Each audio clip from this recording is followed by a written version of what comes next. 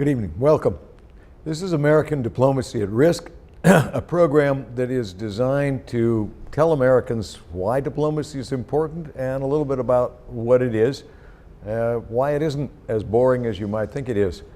And as we go into the second section of diplomacy and security, that probably will get us into some subjects that are not perhaps the way you imagine diplomacy. By the way, diplomats really suck on movies.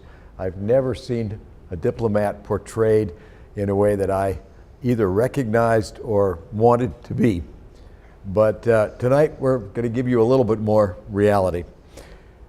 I've got Ambassador Deborah McCarthy with me this evening, who has had a lot of experience in a number of frontline places. But before we get into this, Deborah, could you talk a little bit about how you spent your career? First of all, I was a banker and I became a diplomat, so that's a huge switch. And after that, weaved in and out between different parts. You've never seen much money since. Yeah. No, I made far less money, but that's okay. It was an exciting ride. Spent a lot of time in Latin America and in Europe. Between the two, did a lot of economic negotiations, did a lot of work on counterterrorism, counter-drug, and then finished up as ambassador to Lithuania, and was most exciting after the invasion of Ukraine by Russia. Well, let's go right into there, because there you are, you're in Lithuania, Russia has moved into the Ukraine, and all of a sudden you got Europeans wondering what NATO is worth, what our policies are. This isn't something you get a response to just in the military, in diplomacy. So, how did this shake out from your perspective? When Russia went rolling into Crimea and then into eastern Ukraine, you could feel a shiver go through the Baltics and parts of Eastern Europe. For those in command, both politically and on the military side, had watched the last tanks roll out and never thought it would happen again, though we had the experience in Georgia. So therefore we had to be co-joined with our military colleagues in the next steps. They asked for more presence of US troops. We had to negotiate. The Lithuanians. The Lithuanians, and all through the arc of the East.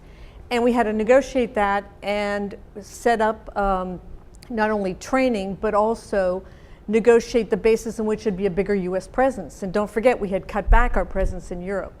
So we had to roll that forward in a new direction. So working very closely with our military colleagues, we prepared the stage for a different setup in Europe. So you're basically doing both civilian negotiations about a framework, military negotiations about operational matters, and the two have to really match up. But it also grew because we moved into the cyber world, cyberspace being our new frontier. We moved into the world of information warfare, for that was taking place. So it also took us in different directions. And again, it was not just the civilian diplomatic side, but also our military colleagues that had to work on these challenges. Come back to the cyber piece for a minute. What went on there? What's diplomacy's role in countering cyber warfare? In my view, cyberspace is the new frontier. And as diplomats, we don't focus on the technical side, but we're negotiating with governments and working with the private sector on new rules of the game. We're building a cyber infrastructure in the US. Other countries are building their cyber infrastructures to protect themselves. But how do we work together? So slowly but surely across the globe, we're working with different countries on the rules in case something bad happens. And we come to the rescue of each other on occasion. And cyber warfare and information, whether you call it information warfare, we used to be more honest, we used to call it propaganda. But these things merge. I mean, there's not clear dividing lines. So how much, particularly as Russia has gotten into this business in Europe, how much were you engaged as a diplomat on dealing with Russian information warfare? Well, people don't know that a lot of diplomats are sort of closet journalists. Some actually come from a journalism background. But in tackling this whole new issue, we have the following. It's not propaganda anymore where people are trying, or a country is trying to convince us of their point of view. It's disinformation and information warfare. So we doubt what we see, what we read. So as the US tries to get its messages out, they're being twisted. As we're receiving messages, they're being twisted. So we doubt sources. And that is creating a whole new space in our diplomacy, which is actually really exciting. At least if we get it right. Yeah. We Well, will it get it will be right. exciting We if we are get it getting wrong, it right. too. Good. We've just got a minute or two left, but one thing we haven't talked about is why should we be doing what we're doing in the Baltics in terms of increasing the military presence, reassuring the governments? People often ask why we have troops in Europe. Why today? I mean, in this century. And we don't have that many, but we leverage a lot. Out of a few exercises and out of a presence in certain parts of Europe, we get contributions to our efforts in Afghanistan, contributions in Iraq, yes votes at the UN with us, votes in other fora, and they go along with us in our other causes around the world. So it's a great bang for the buck. And that's why we do things there. And Europe, I mean, the security of Western Europe is pretty integrally tied to America. It's a little hard to imagine Europe falling apart and us doing well. Well, they pretty much take care of themselves. Yeah. But again, we work with them because we can't forget, we've been at war in other places for so long. We were not used to deploying in Europe. And we had to relearn some things as hybrid warfare was taking place next door. So that's why we partner with the Europeans. It helps us. So diplomacy remains a central piece of this. Thank you Absolutely. for coming by to talk about it and help Thank you. people understand, and it was a pleasure. Thank you. I've got Admiral Mike Smith with me. He's been part of this world as well, from the Navy, from the military side, from everything from senior staff billets to running a carrier task group. And we were talking just before the program about how we have been assigning over the years, we've been assigning State Department officers to military commands for a particular role that I don't think many people know about. Yeah, I think, like we were discussing earlier, the political advisor is being assigned usually to a combatant commander. So we've taken the globe and we divide them in the military into regions. So everyone knows about the Central Command commander. General Mattis was that at one point. I happened to serve for about 2.5 years with the Pacific Command commander. And he had working for him an advisor that was active duty State Department and who had just left as the #2 guy at the embassy in Beijing. So when you wanted to talk about China and understand what was going on, where my boss had been the Pacific Fleet commander, he had been the 7th Fleet commander out in Japan, he had a very good understanding of Japan when it came to the military capabilities. The insight that political advisor provided was invaluable when it came to all the other things that are going on in China. You know, I remember we went to the Strategic and Economic Dialogue. So this is the big discussion between our two governments. And we walk into the main room and it's this giant table. You know, it had to have been, I don't know, half a football field long, it seemed like. But when you sat down, my boss sat down, his counterpart was a single one-star Navy admiral. And then you looked at everybody else that was doing trade and economics and it was just, the whole table was filled with this array of things. That's what's going on. That's the real world. So where my boss understands China from the perspective of that small slice of the military, that advisor is able to tell them about all the other things that are going on. And now that you're cutting the budget, they're not filling those billets. And that's No, it's crazy if you don't have it. We have had practice at doing this without political advice.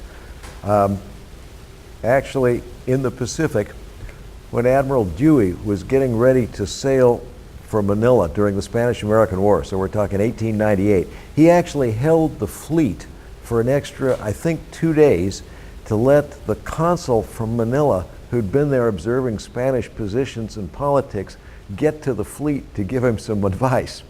I hope we don't get to the position where if we don't fill the billets, you've got to keep the fleet at anchor waiting for somebody to show up.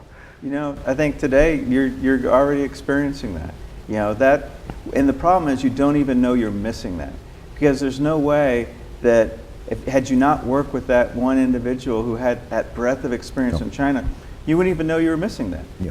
Until you do something that steps on Chinese toes, gets you a massive reaction, screws up an operation because you didn't know about the politics. Absolutely. Then you're gonna miss it. Well, I think that is, you know, that in a microcosm is how we work together, and also how we both know, we the civilians, we the military, that we need each other. I don't know why it is so hard when you've got the two communities that do the job saying, as you just did, that we need this, and yet we've got a nation that wonders if it's really true that we need it, and an administration that doesn't want to fund it. Well, there we are. You know, and it gets us back to General Mattis. What was that famous quote that everybody loves about General Mattis? If you don't fund diplomacy, you got to buy me more bullets. Absolutely. But you may not know all that you need to know about where to shoot them. Yeah, I agree completely. Mike, thank you. I think that's a great lesson for us. All right, well, thanks for having me. Thank you. Ed, welcome to the program. This is Ambassador Ed Marks, for those of you who are watching, an old friend of mine, and one who's had a very distinguished career. Ed, can you do the really brief outline of how you spent 30 or 40 years in the Foreign Service? Thank you, Ron. It's a pleasure to be here. Actually, I think it's been a fairly typical career for people of my generation. I spent a lot of time in Africa at the beginning, then did some itinerant roving around back and forth to Europe and to Asia, and then ended up near the end concentrating more than anything else on counterterrorism problems. And I did that in the Department of State and a bit overseas, and then of course during some time up at the United Nations. So it was a fairly classic career, quite itinerant, the career of a professional foreigner. Thank you very much. Now, we'll go on to this, ask you some questions here. Ed, we were talking before the show, and you were mentioning that one of the most compelling examples we've got of diplomacy working with the military about security is the ongoing repulse of the Islamic State. Why don't you pick up on that? It's practically destroyed. It has been eliminated over a process of combat against it the last 3 years. An attack on it that was conducted by a coalition of countries. And what a coalition. The United States, our Western European friends, Turkey, Russia, Iran, Saudi Arabia, Yemen. These are a bunch of people and countries that have different views on many things and are in fact competitors in almost in many areas. But on this subject, in which they all agreed, the United States led the formation by diplomatic discussion and negotiation of a coalition which has succeeded in essentially defeating the attempt to establish an Islamic State in the Middle East. At least it's defeated the territorial aspect of it. As we go into a major problem now of it going underground, we're going to need diplomacy even more. Agreed. One of the things we do, civilians do, military does, military trains all the time. And you've been involved in helping them sort of enact the civilian component. Why do you do that? Why do they want it? And why aren't they getting, they're active, they're the people that are really going to do it. Why haven't they got active duty State Department people doing this? Well, the military want what they call role players, civilian role players in their exercise, because they wish their exercises to be as factual and as accurate as possible. As they say, they train in order to be able to fight. But they realize, and they make a point, that all military activities nowadays in the modern world have a political, important political context. So instead of having some conscripted major to play an American ambassador or a political officer, They prefer to get someone who's actually done the job and can bring into the game that perspective, that attitude, those views. Yeah, but when you come, you bring all those attitudes. But then you go back to your life as a retired diplomat. Wouldn't it be more useful to have an active duty state person there with no denigration of what you bring to the exercise? Absolutely right, but state doesn't seem to be able to find sufficient officers. It doesn't have the additional staff, doesn't even have what the military call a training float, doesn't have extra people to use in these facilities. And that's a really important point, and I think it's a point people don't understand. It goes to how small the State Department is. It's now just a little over 8,000 people. It's being drawn down. It went up a little bit when it didn't have enough people for Iraq and Afghanistan, and as soon as we got up, now we've decided to draw it down. So there you are, the military's training to get better. They've got retired diplomats helping them, but state's not able to train to get any better at working with the military because they can't find a body. And you've taken that subject up with state, I know. But the military, it is interesting, the military keep asking for state representatives. It's the military who want it, who keep asking for it and can't get it. So the military knows they need it. They ask for it. State would like to give it, but has no bodies. And now we're going to have fewer people with less money to do less the next time the military asks. Well, that's why we say diplomacy is at risk. Well, welcome to American Diplomacy at Risk. We're now moving into the second session of this program. We want to talk about security, how diplomacy is part of American security. And that may not be an idea that really occurred to you automatically when you thought about diplomacy. Let me start with one, perhaps somewhat like extreme example. When I was in Iraq, we were getting ready to fight a battle in Fallujah. The town was enemy-occupied, center of torture, of corruption, of hijacked trucks. And we really didn't think we could have an election and have an occupied town. And the Prime Minister of Iraq, Mr. Alawi, had agreed that we had to do this, but he was very nervous about it. The whole run-up to the battle was joint planning. It was, how are we going to handle the civilians who are needing humanitarian assistance? When are we going to give control back to the Iraqi government after the army? I worked extremely closely with the military. And the last act of this, we needed to get started. We were coming up on major religious holidays, and Alawi still hadn't quite given the go-ahead. So the Corps commander and I flew down to Jordan, to Amman, where Alawi was coming back from a trip. We met him, we got on a C-130 aircraft together, 3 microphones and headsets to talk over the plane noise. We jointly briefed him on the military and civilian aspects, political aspects of the campaign plan, and we got the go-ahead to start the battle in the middle of the night when we landed in Baghdad. Now that's about as close as you can get on civil-military cooperation, but it goes on all the time, and you don't necessarily have to have a war. Deborah, let me welcome back, and let me also ask you, you've been in the middle of NATO events, you've been in Latin America. What would stand out to you as an example of this civil military security issues? Walking in with a phalanx in terms of a team to negotiate, in one case it was to negotiate a new oil pipeline for Suda Bay.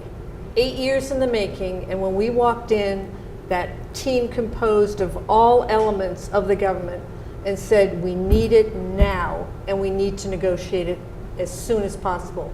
When they saw how serious we were, and not only that, but the formidable team that we had, we knew we were going to get it soon, and it took us less than 3 months. And that was military and civilian in the team? Absolutely, yes.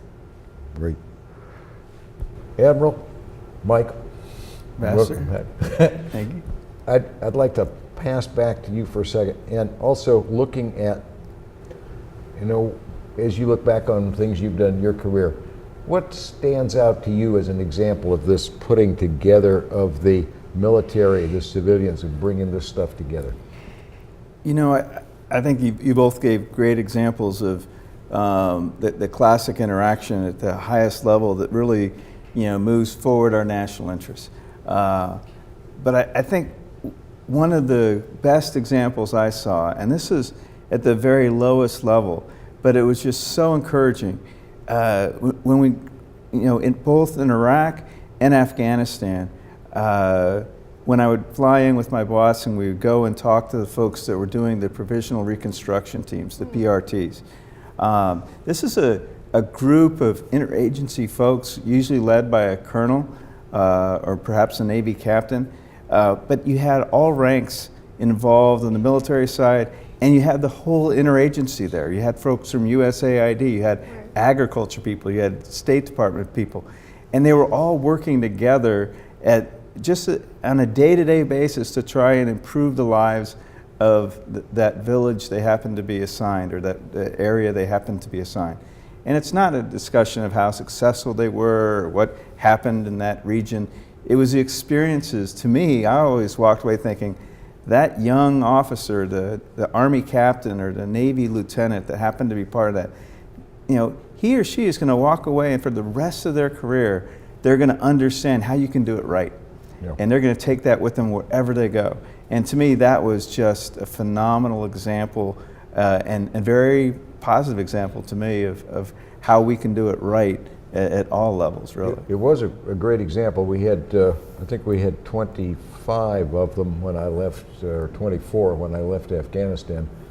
And we also had State Department and aid people out in the NATO PRTs run by other countries. But it was also an interesting example of what happens when you don't fund these things properly. By the time you were there, we'd gotten the funding and the manpower had been plussed up. When I was there, we had so few people that if somebody got sick on the state side, there are so few civilians, when somebody got sick on the state side and had to be medevaced, we'd have a 2-month gap before we could refill the billet. The funding, that's my biggest concern, is this whole funding issue. Because what's the first thing that's going to go away if you cut dramatically the State Department budget?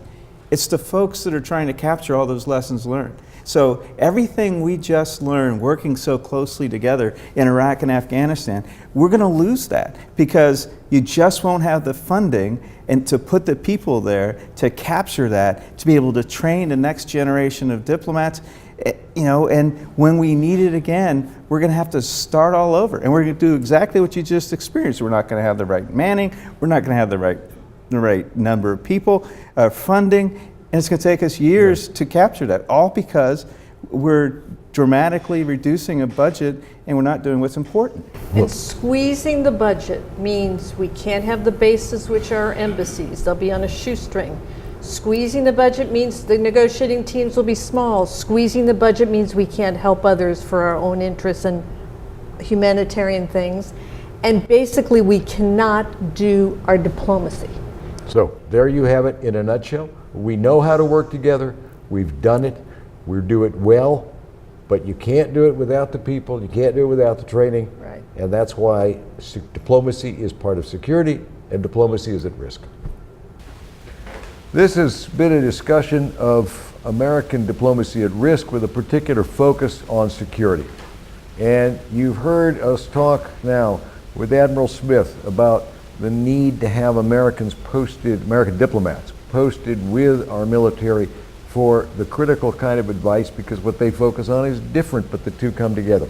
You've heard Ambassador McCarthy talking about the issue of how we negotiate together. You even heard a little bit from me about how we got ready to have a battle together. Well, let me just take a minute to draw a few points out of this.